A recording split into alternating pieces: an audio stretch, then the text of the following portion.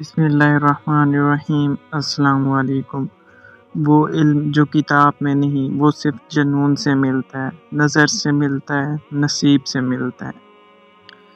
جو شخص دعا کا طالب ہے وہ خدا کا طالب ہے۔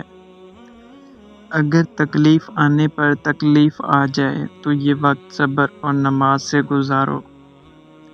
دوسروں کے ساتھ وہ سلوک کرنا جو اپنے ساتھ آپ نہ چاہیں، ایسے کاموں سے روح بیمار ہو جاتی ہے۔ آج کا بد کل کا نیک ہو سکتا ہے اگر اس کو استغفار کی توفیق مل جائے۔ یہ اللہ کا فضل ہی ہوتا ہے کسی آدمی کو بدی کے زمانے میں نیکی کا شعور حاصل ہو۔ آپ کے ساتھ اگر کسی انسان نے زیادتی کی ہے تو اس کے دو فیصلے ہیں، یا تم اس کا فیصلہ کر لو یا اللہ کے حوالے کر دو۔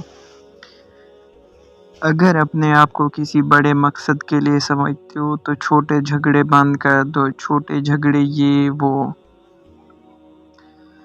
جہاں کہیں ذرا خیال آ جائے کہ یہ بندہ اللہ کے قریب ہے، آپ اس کے قریب ہو جاؤ۔ عبادات وہاں نہیں پہنچاتی جہاں غم پہنچاتا ہے۔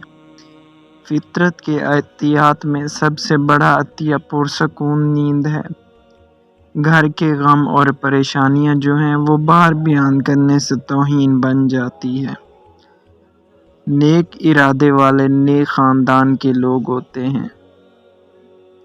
غم کو بھی اسی طرح قبول کرو جس طرح خوشی کو کرتے ہو، دونوں ایک ہی منصف کی لکھی ہوئی ہیں۔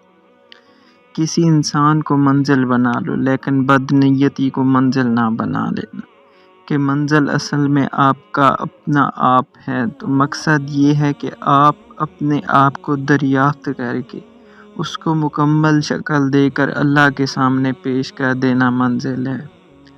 ہم ایک دوسرے کو برداشت کر رہے ہیں، تسلیم نہیں کرتے۔